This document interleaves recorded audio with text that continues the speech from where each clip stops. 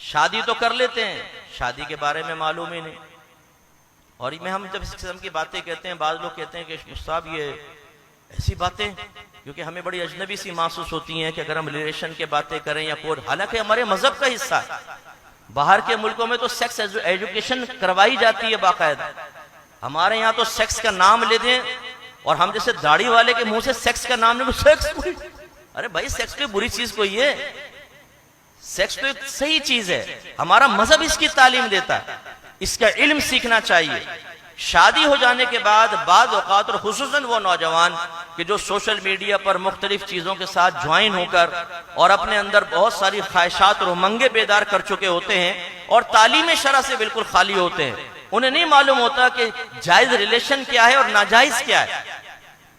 एक साहब ने मुझे मेल की, मुफ्ती साहब वैसे तो मैं जानता हूं कि ये गुनाह है, लेकिन मैंने कहा चलो आपसे पूछ लो। ये सादतें मुझे बख्शते रहते हैं ना, बड़े इल्म होते हैं, सातवें आसमान पर होते हैं, लेकिन हम जैसे जो कम इल्म होते हैं कभी उनको भी सादत बख्श देते हैं कि चलो इनसे भी पूछ लो। तो वैसे तो मैं जानता हूं ये गुनाह है, लेकिन ज़ौजा के साथ ये मामला जायज है कि ना जायज? मैंने कहा ये बिल्कुल जायज है, और इमाम आजम अबू हनीफा रदी अल्लाह तआला ने फरमाया कि अगर अच्छी नीयत के साथ हो तो उस पर सवाब का तरत्तुब भी होगा। फिर वो इस्तिग़फ़ार और लाहौल के वजीफों की तरफ बढ़ गया फौरन कि ओहो अच्छा ये तो मुझे पता ही नहीं था। जब पता ही नहीं तो सीखो ना भाई। हालत हैज में ज़ौजा से कितना ताल्लुक कायम कर सकते हैं, कितना नहीं, बहुत सारे लोग नहीं जानते। हालत हैज में बीवी से अगर जिस्मानी ताल्लुक कायम कर लिया जाए, बाकायदा दुखूल हो जाए, ये हराम है, इसे वतीय हराम कहते हैं।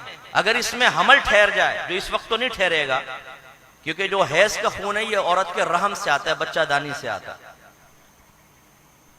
फिर जब हमल ठहरता है तो ये बच्चा दानी का मुंह बंद हो जाता है, और यही खून हैज 9 महीने तक बच्चे के ग़िज़ा बनता है। अल्लाह की हिकमत देखें। अब जब हैज है आ रहा है तो इसका मतलब है कि रहम का मुंह खुला हुआ है, हमल तो ठहर नहीं सकता। लेकिन अगर आपने स्टडी की हो तो अल्लाह ताला की ये भी कुदरत कामिला को देखें जरा, कि मर्द के स्पर्म जब औरत के अंदर दाखिल होते हैं तो बाद औक़ात वो बेहोश हो जाते हैं, और 6-6 महीने बेहोश रहते हैं, 6-6 महीने बाद औक़ात फिर वो उठते हैं, तो जो अल्लाह ने उनके कल्ब में इल्हाम डाला हुआ है वो उसके मुताबिक जाते हैं, औरत के एग से मिलते हैं और रहम के अंदर दाखिल हो जाते हैं। तो इसलिए उस वक्त तो हमल नहीं ठहरेगा, लेकिन हो सकता है बाद में जब हैज बंद हो हमल ठहर जाए। अब जो बच्चा पैदा होगा वो वलदुल हराम होगा, याद रखें, वलदुल जिना नहीं होगा, वलदुल हराम होगा। इसमें फर्क होता है। अजनबी औरत से अगर कोई जिस्मानी ताल्लुक कायम करे ये जिना कहलाता है, और अब जो बच्चा पैदा होगा इसको वलदुल जिना कहेंगे, और इसका नसब बाप से साबित नहीं होगा। मैदान महशर में सिर्फ उसे मां के नाम से पुकारा जाएगा, बाप के नाम से नहीं। लेकिन अगर ज़ौजा के साथ जिससे जिस्मानी ताल्लुक जायज है उससे जिस्मानी ताल्लुक कायम किया, लेकिन हराम तरीके से किया, अब जो बच्चा पैदा होगा उसको वलदुल हराम कहते हैं। इसका नसब तो बाप से साबित होगा, बिल्कुल बरोज़े क़यामत वो इसी बाप के नाम से उठाया जाएगा, लेकिन वलदुल हराम है।